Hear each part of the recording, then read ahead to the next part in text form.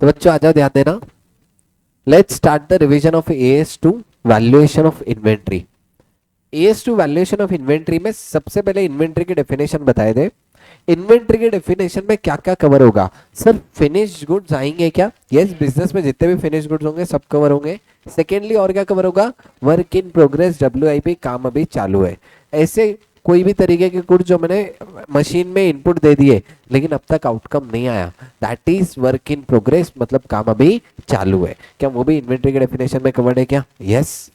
Raw material जो कहाँ पे कंज्यूम होने वाले, for consumption in production of goods, या कोई भी ऐसी चीज मैं सर्विसेज देने के लिए कंज्यूम कर रहा हूं, तो वो कंज्यूमेबल मटेरियल भी मेरे लिए इन्वेंट्री का पार्ट रहेगा क्या? यस, वो कंज्यूमेबल मटेरियल भी मेरे लिए इन्वेंट्री का पार्ट रहेगा। जैसे माइक का मैंने एग्जांपल दिया था, माइक क्या मेरे लिए इन्वेंट्री का पार्ट है क्या? यस, माइक भी मेरे लिए इन्वेंट्री का पार्ट रहेगा अगर मेरे पास बहुत सारा स्पेयर में रखा हुआ है। अच्छा, इंक्लूडिंग यहाँ पे बोला maintenance supply and other consumable. Maintenance supply और अदर कंज्यूमेबल का एग्जांपल देता हूँ, नट बोल्ट। अगर फैक्ट्री में बहुत सारे नट बोल्ट ला के रखे, मेरे मशीनरी में घड़ी घड़ी चेंज करने पड़ सकते हैं, तो वैसे scenario nut bolt other consumable भी मेरे लिए मेरी मशीनरी इन्वेंट्री का पार्ट बन जाएगा। लेकिन इन्वेंट्री में क्या नहीं आते? मशीनरी स्पेयर, सर्विसिंग इक्विपमेंट, ये स्टैंड बाय इक्विपमेंट्स नहीं आते। ठीक है। अच्छा, मशीनरी स्पेयर मतलब कोई मैंने स्पेयर पार्ट ला के रखा हुआ है, स्पेयर पार्ट ला के रखा हुआ है तो वो आएगा क्या? नहीं। सर्विसिंग इक्विपमेंट है, मशीन है, जैसे पाने मैंने तुमको बताया था, स्क्रू ड्राइवर, ये सब बोलो इन्वेंट्री का पार्ट आएगा क्या? नहीं। Standby equipment, standby equipment के बारे में बताया था, equipment which is able to generate anything by itself only, उसको बोलते हैं स्टैंड बाय इक्विपमेंट। इसमें मैंने फायर एक्सटिंग्विशर का भी एग्जांपल दिया था कि वो इन्वेंट्री में की डेफिनेशन में आएगा क्या? नहीं आएगा। अच्छा, एक सिंपल बात बताऊं, अगर कोई भी पर्टिकुलर एसेट कोई और एएस में कवर्ड है तो वो AS2 में आएंगे क्या? नहीं। जैसे मैंने एक एग्जांपल दिया था, अगर कोई इक्विपमेंट या कोई भी चीज AS10 में कवर्ड है, AS10 क्या था? Property, plant and equipment. तो अगर कोई चीज AS10 में कवर्ड है तो फिर वो AS2 में आएगा क्या? नहीं आएगा। ठीक है। अच्छा, यहाँ पे एक्सक्लूजन दिए हुए, एक्सक्लूजन मतलब क्या क्या क्या AS2 के स्कोप से एक्सक्लूड हो जाता है। इसमें सबसे पहला गिवन है, देखो ध्यान देना, कंस्ट्रक्शन कॉन्ट्रैक्ट के अंदर वर्क इन प्रोग्रेस है। तो बच्चों कंस्ट्रक्शन कॉन्ट्रैक्ट के अंदर वर्किंग प्रोग्रेस है तो वो कहाँ पे कवर्ड है? That is covered in AS7। तो अगर वो AS7 में कवर्ड है तो वो AS2 में आएगा क्या? नहीं, यानी AS2 की स्कोप से क्या हो गया? एक्सक्लूड। अच्छा, एक बात बताओ, कंस्ट्रक्शन कॉन्ट्रैक्ट का रॉ मटेरियल AS7 में कवर नहीं किया, अब AS7 में नहीं था तो कहा जाएगा? AS2 में आ जाएगा। बोलो करेक्ट है क्या? यस, वही बोला हुआ है, अगर कहीं पे भी रॉ मटेरियल है कंस्ट्रक्शन कॉन्ट्रैक्ट का तो वो AS2 में आ जाएगा। अच्छा, दूसरी चीज एक और वर्क इन प्रोग्रेस है जिसको अपन कभी वर्क इन प्रोग्रेस मानते ही नहीं है, work in progress in case of service provider. Service provider के लिए वर्क इन प्रोग्रेस रहेगा क्या? नहीं। इन्वेंट्री का पार्ट मानेंगे क्या? नहीं मानेंगे। इतनी बात काम की है। नेक्स्ट क्या था देखो, shares, debentures and any other financial instrument held as a stock in trade.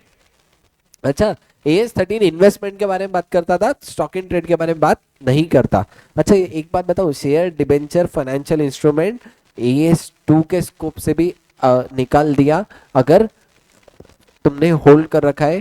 Share, debenture, financial instrument AS13 में भी नहीं आएगा और AS2 में भी नहीं आएगा। क्यों बच्चों? क्योंकि इसके ऊपर मेरे को एक स्पेशल रूल लगाना था। स्पेशल रूल क्या था? कॉस्ट और fair value whichever is lower.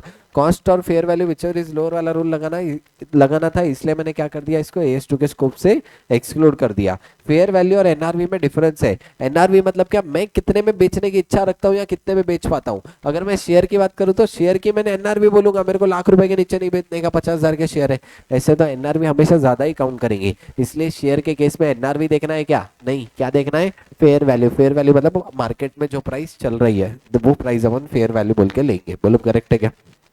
अच्छा, फिर उसके बाद लास्ट था producer of live stock, agriculture या फॉरेस्ट प्रोड्यूस। फॉरेस्ट प्रोड्यूस कर रहा है, लाइव स्टॉक बना रहे हो या एग्रीकल्चर प्रोड्यूस कोई भी बना रहे हो, किसके लिए ये नोट? सिर्फ किसके लिए?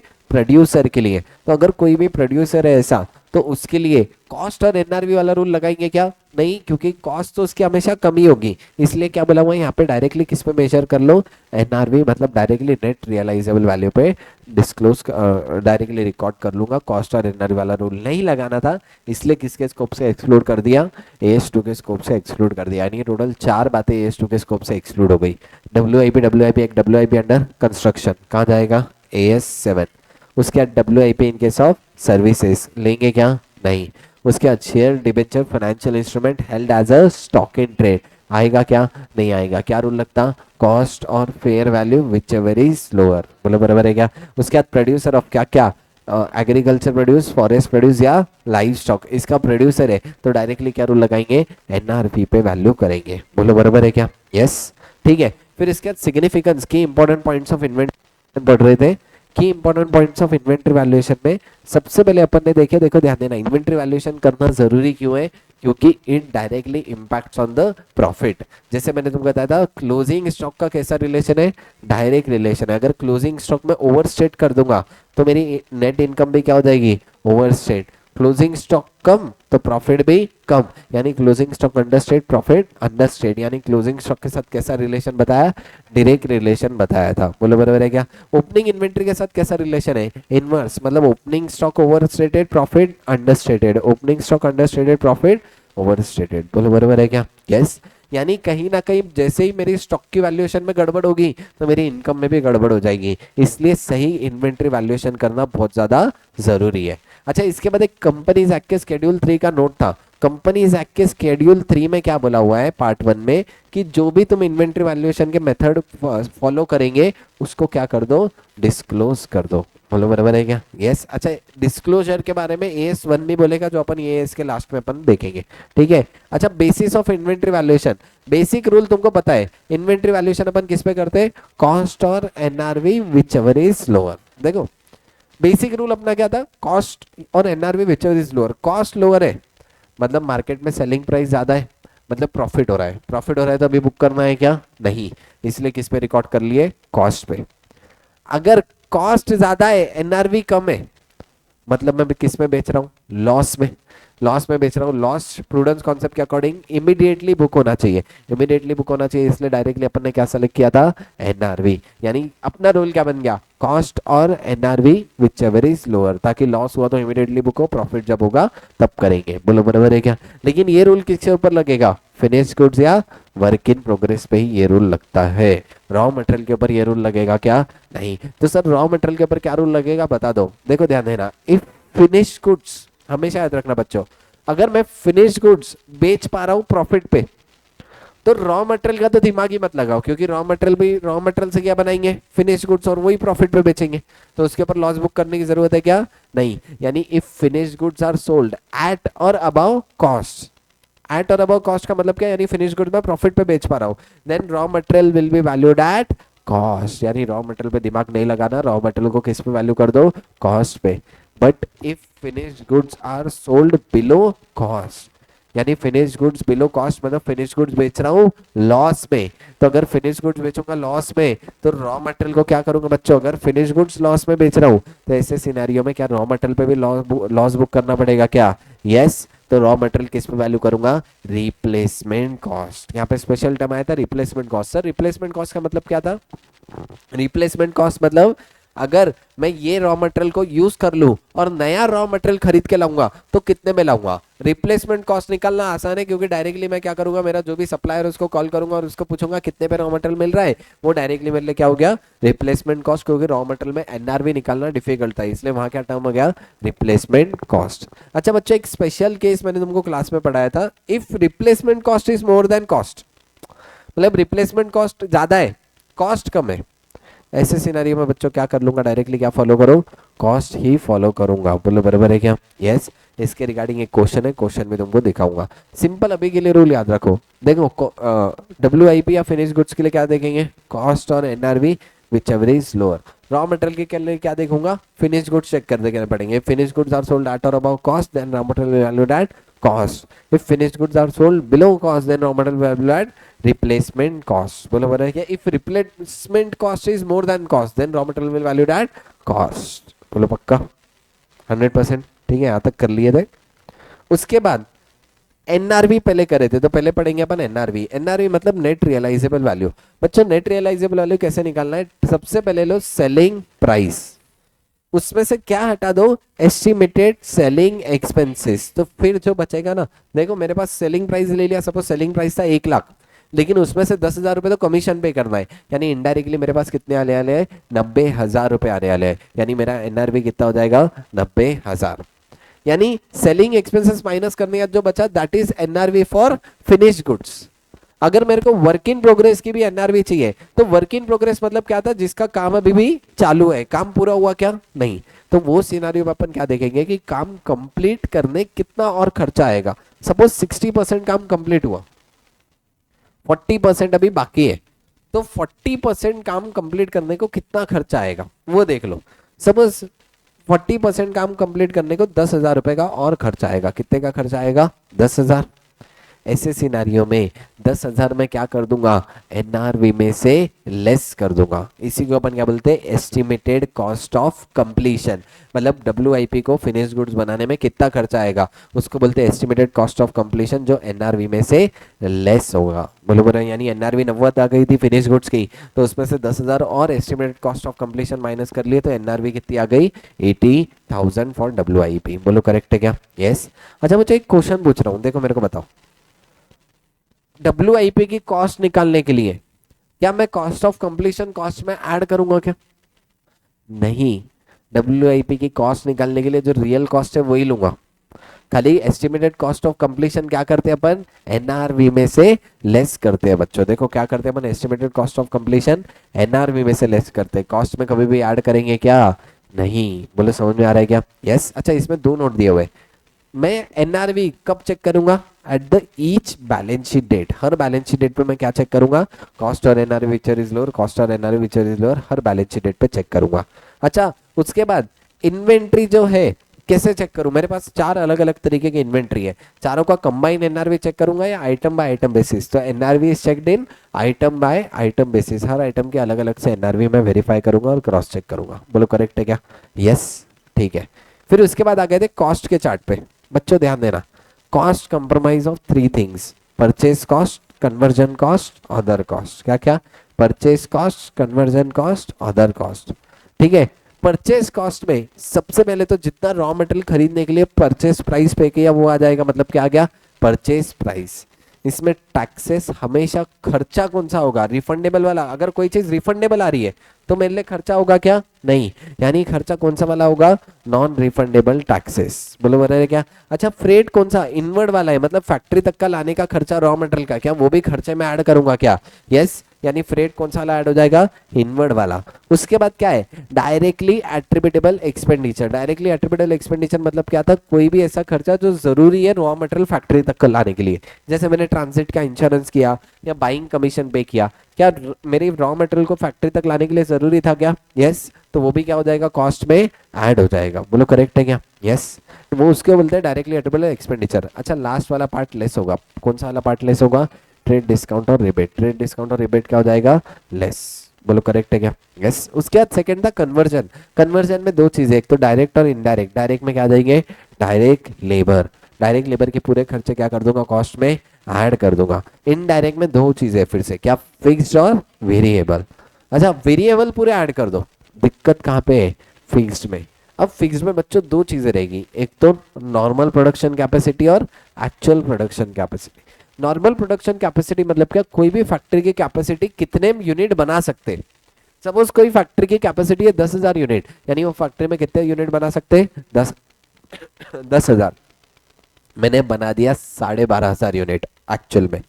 अच्छी बात है या बुरी बात, अच्छी बात। अच्छी बात है तो कोई दिक्कत की बात है क्या, नहीं। यानी देखो जहाँ पे 10,000 यूनिट बना सकता था, बनाया 12,500 यूनिट, तो फिक्स्ड ओवरहेड कितने यूनिट पे एब्जॉर्ब होगा, 12,500।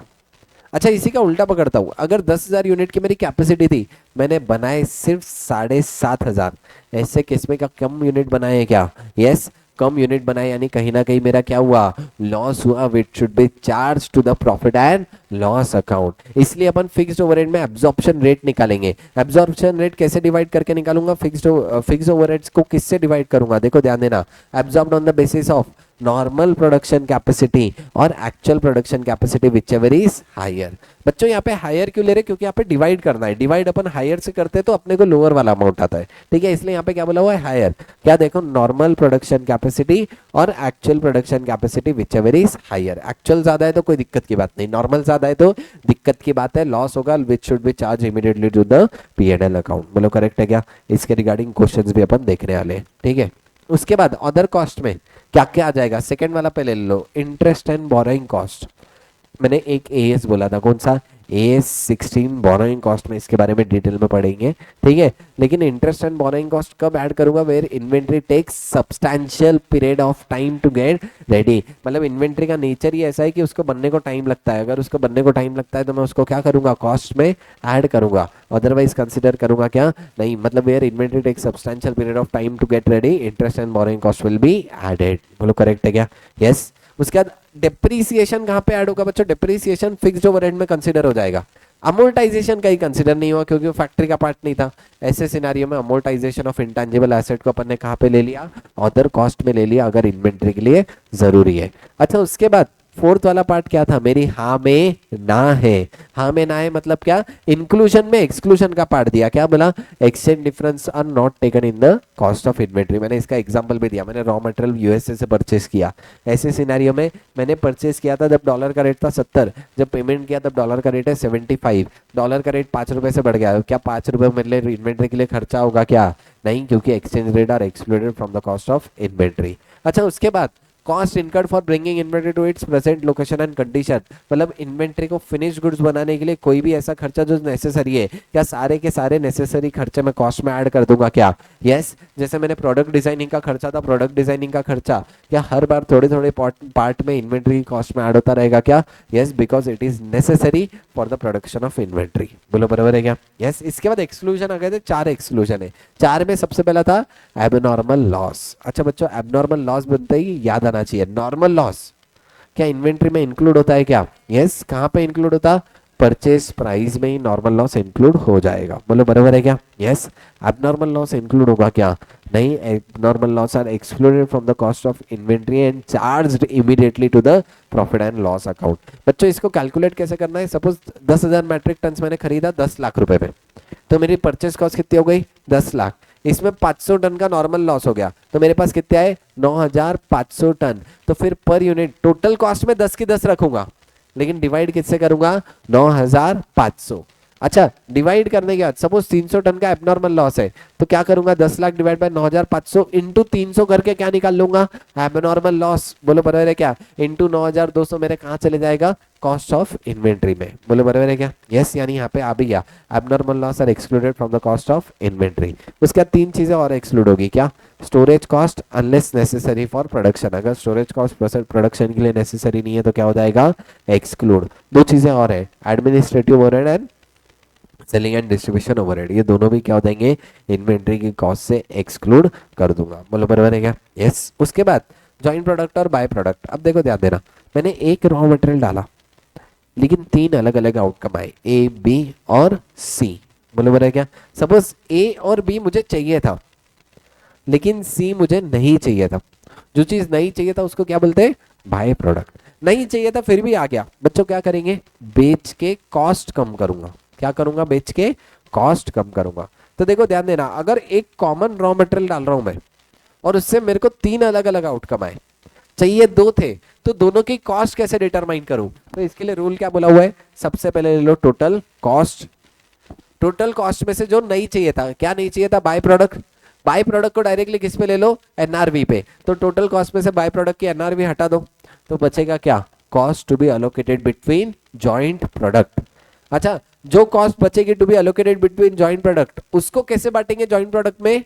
इन the ratio of their NRV या फिर in the ratio of their selling price. बोलो बता क्या? उसके सेलिंग प्राइस क्या, तो कंप्लीशन के या पॉइंट ऑफ सेपरेशन पे जो भी तुम्हारा पॉइंट रहा वो पॉइंट पे क्या कर दो? वो रेशियो में बांट देना। वो रेशियो में बांट के तुम्हारे जॉइंट प्रोडक्ट की टोटल कॉस्ट आ गई, divide by number of unit से करोगे तो कॉस्ट पर यूनिट आ जाएगा। फिर जितने क्लोजिंग यूनिट बाकी है उससे मल्टीप्लाई करो, उससे मल्टीप्लाई करके तुमको डायरेक्टली आंसर मिल जाएगा क्लोजिंग इन्वेंट्री का। ऐसा एक क्वेश्चन भी था जो कब आया था? मैंने तुमको बताया मई 2024 में जॉइंट प्रोडक्ट बाय प्रोडक्ट का एक क्वेश्चन आया था, जो क्वेश्चन काफी अच्छा क्वेश्चन था, मैंने तुमको बोला था करना चाहिए। बोले बराबर है क्या? यानी देखो joint product by product simple है। सबसे पहले क्या लो, टोटल कॉस्ट। क्या ले लेंगे सबसे पहले? Total cost. उसमें से क्या हटा दूंगा? बाय प्रोडक्ट की एनआरवी हटा दूंगा। क्या हटा दूंगा? बाय प्रोडक्ट की एनआरवी। अच्छा, अगर कहीं पे स्क्रैप सेल हो रहा है, स्क्रैप सेल के भी खर्चे हटा दूंगा क्या? यस, क्योंकि वहां पे भी मैं खर्चे कम कर रहा हूं। खर्चे कम कर रहा हूं मतलब वहां से भी स्क्रैप सेल हटा दूंगा। फिर जो भी बचा क्या कर दूंगा? जॉइंट प्रोडक्ट में एलोकेट कर दूंगा इन the ratio of their selling price और एनआरवी। बोलो बच्चों क्लियर है क्या? यस। अच्छा, इसके बाद कॉस्ट फॉर्मूला सिंपल। अगर बात बताओ इन सबका, तो अपना एएस टू क्या बोलता? प्रायोरिटी तुम्हारी रहनी चाहिए स्पेसिफिक आइडेंटिफिकेशन मेथड। जहां पे भी स्पेसिफिक आइडेंटिफिकेशन मेथड फॉलो कर सकते हो, स्पेसिफिक आइडेंटिफिकेशन मेथड फॉलो करो। बोलो बराबर है। स्पेसिफिक आइडेंटिफिकेशन फॉलो नहीं हो सकता, इन्वेंट्री लॉट में आ रही है, तो वहां पे एएस में क्या बोला हुआ है? यहाँ तो फीफो या तो वेटेड एवरेज। फीफो मतलब फर्स्ट इन फर्स्ट आउट, जो फर्स्ट इन आया वही फर्स्ट आउट होगा, यानी लास्ट लास्ट वाले तुम्हारे इन्वेंट्री में बच जाएगा। और दूसरी मेथड कौन सी है? Weighted average price method. Weighted average price method में वेटेड एवरेज प्राइस निकलता था कैसे? Total cost by total quantity करके वेटेड एवरेज प्राइस निकलता था। अच्छा, अपने एएस2 ने क्या मना कर दिया सीधा सीधा? लीफो अलाउड ही नहीं है। लीफो अलाउड है क्या बच्चों? नहीं। अच्छा, अदर टेक्निक थी कुछ जगह पे जहाँ पे स्टैंडर्डाइजेशन है ऑफ प्राइस, वहां पे कौन सी मेथड फॉलो करूंगा? Standard cost method. अच्छा, उसके अंदर रिटेल बिजनेस के लिए, अगर रिटेल आउटलेट है बच्चों, तो रिटेल आउटलेट के लिए कौन सी मेथड ले सकता हूं मैं? Adjusted selling price method. वहां पे मैं क्या करूंगा? सेलिंग प्राइस लूंगा, उसमें से क्या हटा दूंगा? अप्रोप्रिएट प्रॉफिट मार्जिन हटा दूंगा, तो क्या बचेगा मेरा? मेरा कॉस्ट आ जाएगा। बोलो बराबर है क्या? यस। उसके बाद एट लास्ट किस पे आ गए? डिस्क्लोजर। बच्चों डिस्क्लोजर मतलब क्या था? जहां जहां गड़बड़ वहां डिस्क्लोजर। ये इसमें कहां पे गड़बड़ थी? एक तो देखो कौन सी अकाउंटिंग पॉलिसी सेलेक्ट करेंगे उसमें गड़बड़ रह सकती है क्या? यस। तो अकाउंटिंग पॉलिसी अडॉप्टेड, उसको क्या कर दो? डिस्क्लोज। सेकेंड, बैलेंस शीट में टोटल वैल्यू ऑफ इन्वेंट्री है, लेकिन तुमको डिस्क्लोज कर देना इन्वेंट्री की carrying value category wise. Suppose मेरे पास बाय प्रोडक्ट की काफी ज्यादा इन्वेंट्री पाइलअप है, या रॉ मटेरियल बहुत ज्यादा है, फिनिश गुड्स है ही नहीं, क्या ये बिजनेस के लिए रेड अलर्ट रह सकता है क्या? यस। इसलिए क्या बोला हुआ है? तुम जब भी वैल्यूएशन ऑफ इन्वेंट्री बता रहे हो डिस्क्लोज कर दो क्लासिफिकेशन वाइज। क्लासिफिकेशन यहाँ पे अलग अलग दिए रखे, सिंपल बता दो क्लासिफिकेशन वाइज इन्वेंट्री की वैल्यूएशन डिस्क्लोज कर देना। बोलो करेक्ट है क्या? यस। अच्छा, इसके बाद आ जाओ क्वेश्चंस पे। एक बार थोड़ा सा क्वेश्चंस भी रिवाइज कर लेंगे, कौन से टाइप के क्वेश्चन करे थे। ठीक है, चलो ये एक क्वेश्चन करे थे, क्वेश्चन नंबर 1, अगर तुमको याद हो डायरेक्टली। यहाँ पे मेरे पास एनआरवी मेरे को फाइंड आउट करना था। ठीक है। अच्छा, यहाँ पे देखो कॉस्ट बोला हुआ है 150। हाँ, एनआरवी, अब ये डब्ल्यूआईपी की कॉस्ट है। डब्ल्यूआईपी की कॉस्ट कितनी आ गई थी? 150। टोटल फिनिश प्रोडक्ट कितने में बेच सकता हूँ? 250 में, लेकिन 4% मेरे को ब्रोकरेज देनी पड़ेगी, तो 250 का 4% ब्रोकरेज दूंगा तो कितना आ जाएगा? 250 का 4%, कितना आ जाएगा?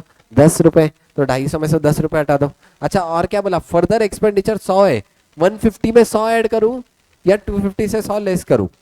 250 से 100 लेस होगा, तो कितना आ जाएगा मेरे पास? एनआरवी कितनी निकल के आ जाएगी? 140। कॉस्ट कितना था? 150। कॉस्ट और एनआरवी विचर इज लोअर, मतलब इन्वेंट्री वैल्यूएशन कितने पे करूंगा? 140 पे करूंगा। बोलो बराबर है क्या? यस। उसके बाद यहाँ पे एक ऑब्जर्प्शन रेट वाला क्वेश्चन था। ऑब्जर्प्शन रेट वाला सिंपल बात बताऊं तो, अगर नॉर्मल प्रोडक्शन कैपेसिटी हायर है तो नॉर्मल प्रोडक्शन कैपेसिटी से डिवाइड करो, अगर एक्चुअल प्रोडक्शन कैपेसिटी हायर है तो एक्चुअल प्रोडक्शन कैपेसिटी से डिवाइड करो। बच्चों लॉस कब बुक होगा? जब नॉर्मल प्रोडक्शन कैपेसिटी हायर है। यहाँ पे केस नंबर 2 पे देखना, नॉर्मल प्रोडक्शन कैपेसिटी थी 1 लाख यूनिट, एक्चुअली प्रोडक्शन कितना हुआ? 90,000। तो 18 लाख को डिवाइड किससे करूंगा? 1 लाख से डिवाइड करूंगा, यानी पर यूनिट अब्जॉर्प्शन रेट कितना आया? 18 रुपए। लेकिन बच्चों बनाए कितने थे? 90,000। तो 90,000 इंटू 18 करके कहाँ पे जाएगा? 16.2 लाख लूंगा इन्वेंट्री वैल्यूएशन में। ठीक है। 10,000 इंटू 1.8 कहाँ ट्रांसफर होगा? 1.8 lakh should be transfer to the P&L account. बोलो बराबर है क्या? यस। यानी कहीं पे भी मेरी एक्चुअल प्रोडक्शन कैपेसिटी लोअर है तो जो लॉस आएगा वो लॉस का ट्रांसफर करना पड़ेगा? P&L में ट्रांसफर करना पड़ेगा। उसका अच्छा क्वेश्चन था। ठीक है, चलो फिर इसके बाद question number 3 was very easy. Question number 4, item by item basis पे एनआरवी कैसे चेक करूंगा? टोटलिटी पे देखो या item by item basis? Item by item basis मतलब देखूंगा कॉस्ट और एनआरवी विचर इज लोअर, मतलब क्या आ गया? एनआरवी। यहाँ पे दोनों सेम ही था, कॉस्ट और एनआरवी। लोअर क्या है? कॉस्ट। यानी यहाँ पे क्या करूंगा? Item by item basis 28 plus 32 plus 16 will be with the inventory valuation. बोलो करेक्ट है क्या? यस। अच्छा, फिर उसके बाद एक एक्स लिमिटेड का क्वेश्चन, काफी इजी क्वेश्चन था। वापस से यहाँ पे भी क्या निकालना है मेरे को, correct value of closing stock निकालना है। 40 लाख जो थी यहाँ पे, 40 लाख क्या था देखो, कॉस्ट था। अच्छा, till March 75% of stock was sold, मतलब कितना बचा 25। 40 लाख का 25% करोगे तो कितना आ जाएगा, 10 लाख के कॉस्ट का यूनिट्स बचे हुए। Company want to disclose closing stock at 10 but sale value है 11 लाख, 10% कमीशन दूंगा। 11 लाख माइनस 10% कितना आ जाएगा, 9,90,000। कॉस्ट और एनआरवी विच इज लोअर, यहाँ पे क्या लोअर आएगा, एनआरवी मतलब इन्वेंट्री वैल्यूएशन कितने पे करूंगा, 9,90,000 यूनिट्स पे करूंगा। बोलो बराबर है क्या, यस। अच्छा देखो ये एबनॉर्मल लॉस वाला काफी अच्छा क्वेश्चन है। इन प्रोडक्शन प्रोसेस नॉर्मल वेस्टेज कितना था, 5%। 5,000 metric tons were put in the result of input in processing.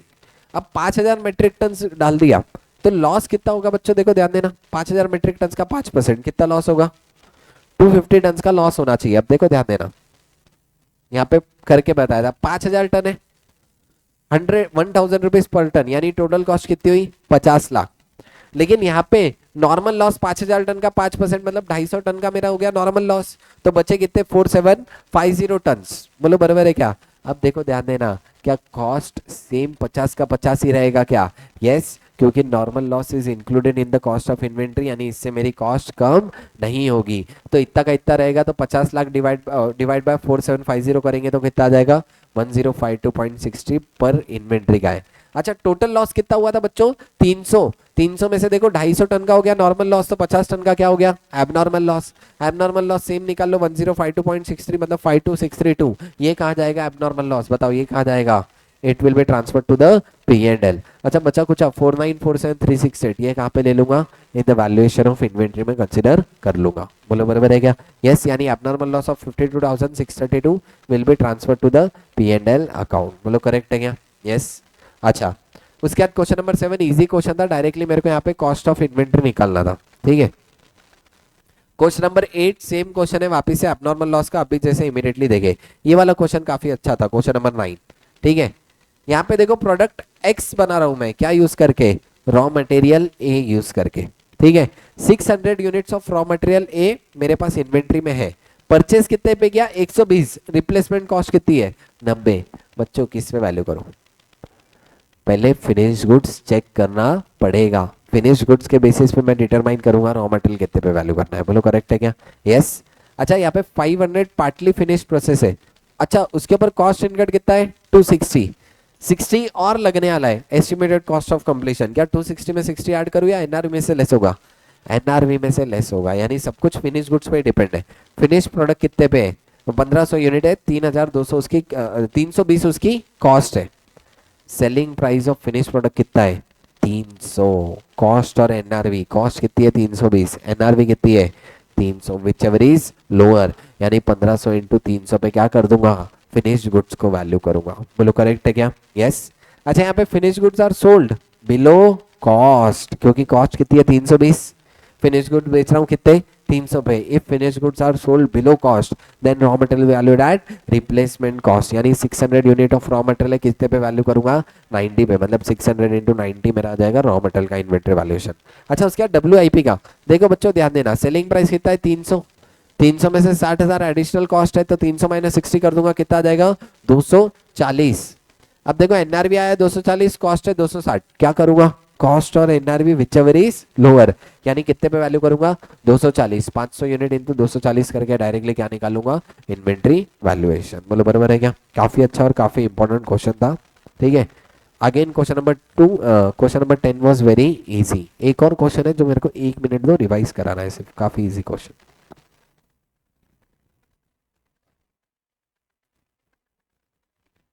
ये वाला क्वेश्चन बच्चों, यहाँ पे again by product joint product का क्वेश्चन है। दो बाय प्रोडक्ट, दो जॉइंट प्रोडक्ट है, पॉलिस्टर और नायलॉन। यहाँ पे बाय प्रोडक्ट आ रहा है फाइबर, ठीक है। अब देखो यहाँ पे सबसे पहले तो टोटल कॉस्ट दिया हुआ है, टोटल कॉस्ट कितना आएगा 30,000 unit of raw material purchase किया, 3,50,000, वेजेस पेड किया 1,60,000, फिक्स्ड ओवरहेड 1,20,000 और वेरिएबल ओवरहेड 60,000, यानी टोटल कॉस्ट कितनी हो गई बच्चों, देखो टोटल कॉस्ट कितनी हो गई 6,90,000 इज माई टोटल कॉस्ट। अच्छा अब यहाँ पे जॉइंट प्रोडक्ट बाय प्रोडक्ट में क्या करते हैं, बाय प्रोडक्ट की एनआरवी टोटल कॉस्ट में से लेस हो जाएगा। बोलो बराबर है क्या, यस। अच्छा यहाँ पे कितने unit of by product produce हुए, 3200 unit of by product produce हुए। अच्छा यहाँ पे क्लोजिंग इन्वेंट्री अलग से बोला 1600 यूनिट और 400 यूनिट ऐसा अलग से बोला हुआ है। अब देखो अगर तुम यहाँ पे आके पढ़ेंगे by product fibre is sold 40 rupees per unit, 40 रुपए पर यूनिट पे बाय प्रोडक्ट फाइबर सोल्ड कर रहा हूँ, लेकिन इसमें मेरे को देखना पड़ेगा बाय प्रोडक्ट की एनआरवी क्या है, मतलब बाय प्रोडक्ट से कितने पैसे रियलाइज करूंगा। ठीक है, अच्छा सबसे पहले 40 रुपए पर यूनिट इंटू 3200, 40 इंटू 3200 बच्चों कितना आ जाएगा, यहाँ पे है देखो 1,28,000। अच्छा इसमें आगे क्या बोला हुआ है, 8,000 का प्रॉफिट है बच्चों, एनआरवी के लिए प्रॉफिट कम का है क्या, नहीं, यानी ये अननेसेसरी कंफ्यूज करने के लिए दिया हुआ है।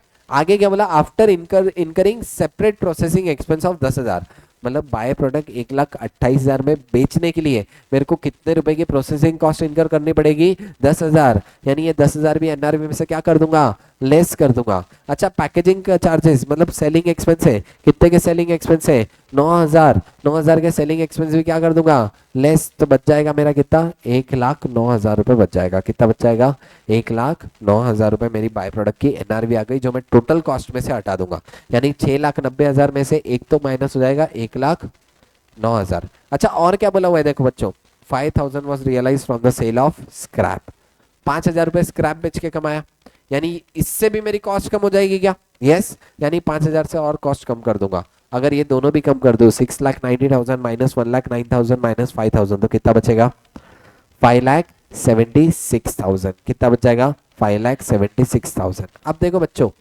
5,76,000 को पॉलिस्टर और नायलॉन में कैसे बांटूंगा, in the ratio of their total NRV. Total NRV कैसे निकालूंगा, 12,500 इंटू 100 और 10,000 इंटू 60, मतलब 12,50,000 और 6 लाख, मतलब रेशियो क्या आ जाएगा 120:60, यानी कैसे निकालूंगा 5,76,000 इंटू 125/185, बोले बराबर है क्या, यस।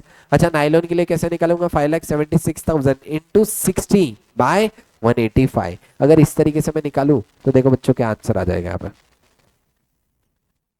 मेरा आंसर आ जाएगा 3,89,189 और 1,86,811, इतना मेरा आंसर आ जाएगा, बोलो करेक्ट है क्या, यस। अच्छा इसके बाद में अब मेरे को चाहिए कॉस्ट पर यूनिट, कितने यूनिट बनाया था देखो 12,500, तो कॉस्ट पर यूनिट कितना आ गया 31.14। अच्छा यहाँ पे कितने यूनिट बनाया था 10,000, तो कितना आ गया 18.6811, बोलो बराबर है क्या, यस 18.6811। अब बच्चों देखो कॉस्ट कितना था 31.14, एनआरवी कितनी थी इसकी 100, मतलब कॉस्ट और NRV whichever is lower, inventory valuation 31.14 पे करूंगा। अच्छा यहाँ पे एनआरवी ये है 18 रुपीज, कॉस्ट है 60 रुपीज, कॉस्ट और एनआरवी व्हिचएवर इज लोअर, क्या क्या लोअर है, कॉस्ट आ गई थी इसकी 18 रुपए, 18 रुपए कॉस्ट लोअर है यानी 18 ले लूंगा, तो इससे निकालूंगा तो इन्वेंटरी वैल्यूएशन 1600 बचे थे और 400 यूनिट बचे थे, 400 इंटू 18.6811 और 1600 इंटू 31.14, 49824 और 7472 will be the valuation of inventory, जो तुम्हारी निकल के आ जाएगी, बोलो बराबर है क्या। इतने क्वेश्चन टोटालिटी में अपन ने AS2 में देखे थे, जिसका अपन ने रिविजन किया। अच्छा 1-2 मिनट में मैं लिटरली बताता हूँ, 2 मिनट टाइमर लगा लेना, 2 मिनट में पूरा AS2 समराइज करके रिवाइज करते, ठीक है। तुम्हारा पार्टिसिपेशन होगा, जो शायद से बाद में भी यूट्यूब पे वीडियो देख रहे रहेंगे तो उनका भी घर पे बैठे बैठे पार्टिसिपेशन करो, पूरा AS2 2 मिनट में वापस से क्लब करके जाऊंगा। सबसे पहले AS2 डेफिनेशन से स्टार्ट किया, फटाफट आंसर चाहिए मुझे, ठीक है। AS2 की डेफिनेशन से स्टार्ट किया, क्या क्या, finish goods, raw material, WIP, बोलो सब कुछ आ जाएंगे क्या, यस। 4 चीजें एक्सक्लूड, एक तो WIP अंडर कंस्ट्रक्शन कहाँ जाएगा AS7, WIP सर्विसेज एक्सक्लूड हो जाएगा, बोलो बराबर है क्या, यस। अच्छा इसके बाद और क्या एक्सक्लूड हो जाएगा देखो, shares, stock, debentures held as a stock in trade, rule क्या लगेगा, कॉस्ट और fair value whichever is lower, बोलो पक्का याद है, यस। फोर्थ वाला क्या था, forest produce, agriculture produce, life stock, किस पे वैल्यू करूंगा एनआरवी पे। Significance of inventory valuation the closing stock के साथ, डायरेक्ट ओपनिंग स्टॉक के साथ इनवर्स। अच्छा उसके बाद कंपनीज एक्ट का शेड्यूल 3 क्या बोलता है, whichever inventory valuation method followed it should be disclosed, बोलो बराबर है क्या, यस। अच्छा बेसिक रूल क्या है WIP और फिनिश गुड्स के लिए, कॉस्ट और NRV whichever is lower, raw material के रूल क्या है, if finish goods are sold at और above cost then raw material value at cost, if finish goods are sold below cost then raw material value at replacement cost. बोलो बच्चों पक्का clear 100%। आ रही है थोड़ी एनर्जी। यस एनआरवी देखेंगे। NRV सबसे पहले क्या ले लो, सेलिंग प्राइस माइनस कर दो सेलिंग एक्सपेंस। किसकी एनआरवी आ गई, फिनिश्ड गुड्स, उसमें से क्या माइनस कर दो, बोलो क्या कर देंगे, कॉस्ट ऑफ कंप्लीशन। तो क्या आ जाएगी, एनआरवी फॉर डब्ल्यूआईपी। एनआरवी का वैल्यूएशन कब करेंगे, at each balance sheet date. बोलो बराबर है क्या, यस। और कैसे करूंगा, item by item basis. Cost का चार्ट क्या, purchase cost, conversion cost, other cost. Purchase में परचेज प्राइस, उसके बाद कौन से टैक्सेस, नॉन रिफंडेबल टैक्सेस, फिर freight inward directly attributable expenditure less trade discount rebate. उसके बाद कन्वर्जन, कन्वर्जन में डायरेक्ट इनडायरेक्ट, डायरेक्ट में डायरेक्ट लेबर, इनडायरेक्ट में वेरिएबल और फिक्स। फिक्स में रूल है, फिक्स में रूल क्या है बताओ, एक्चुअल प्रोडक्शन कैपेसिटी और normal production capacity whichever is higher. बोलो बराबर है क्या, यस। नॉर्मल प्रोडक्शन कैपेसिटी और actual production capacity whichever is higher, ठीक है। उसके बाद डायरेक्टली अदर कॉस्ट में चार चीजें। सबसे पहले cost incurred for bringing inventory to its present location and condition. उसके बाद interest and borrowing cost where inventory takes substantial period of time to get ready. उसके बाद अमोर्टाइजेशन, और लास्ट वाला हाँ में ना है, मतलब क्या था, foreign exchange difference are excluded from the cost of inventory. उसके बाद डायरेक्टली चार exclusion, abnormal loss, normal loss include करेंगे, एबनॉर्मल लॉस एक्सक्लूड कर देंगे, डायरेक्टली P&L। उसके बाद तीन चीजें और थे, storage cost unless necessary for production, selling and distribution overhead and administrative overheads. बोलो करेक्ट है क्या, यस। कॉस्ट का चार्ट खत्म, फिर उसके बाद इन्वेंट्री वैल्यूएशन फॉर्मूला पे अच्छा जॉइंट प्रोडक्ट बाय प्रोडक्ट का एक बार फटाफट, जॉइंट प्रोडक्ट बाय प्रोडक्ट क्या करूंगा, टोटल कॉस्ट, उसमें से क्या करो, बाय प्रोडक्ट की एनआरवी माइनस कर दो, फिर उसके बाद कॉस्ट बची, वो कॉस्ट को अलोकेट कर देना इन the ratio of their selling value. Selling value में टोटल वैल्यू डिटरमाइन करना, टोटल वैल्यू के रेशियो में अलोकेट कर देना, जो बच जाएगा तुम्हारा कॉस्ट हो जाएगा, कॉस्ट पर यूनिट से इन्वेंट्री वैल्यूएशन कर लो। उसके बाद फीफो अलाउड है, लीफो अलाउड नहीं है, वेटेड एवरेज अलाउड है। अच्छा प्रायोरिटी किसको रखना है, स्पेसिफिक आइडेंटिफिकेशन मेथड दो, और एक तो स्टैंडर्ड कॉस्ट मेथड और एडजस्टेड सेलिंग प्राइस मेथड, जहाँ पे सेलिंग प्राइस जीपी माइनस करो तो तुम्हारा आ जाएगा कॉस्ट। लास्ट आ गया डिस्क्लोजर। सबसे पहले तो कौन सी मेथड फॉलो किए, डिस्क्लोज कर दो। उसके बाद इन्वेंट्री वैल्यूएशन क्लासिफिकेशन वाइज क्या कर दो, डिस्क्लोज। यहाँ पे अपना AS2 इन्वेंट्री वैल्यूएशन खत्म हुआ। मेरे को पता है 2 मिनट से थोड़ा ज्यादा लग गया, लेकिन बच्चों पूरा AS याद रहना पक्का। कितने मिनट लगे, 3.5 मिनट लगे, ठीक है, 1 मिनट आगे पीछे।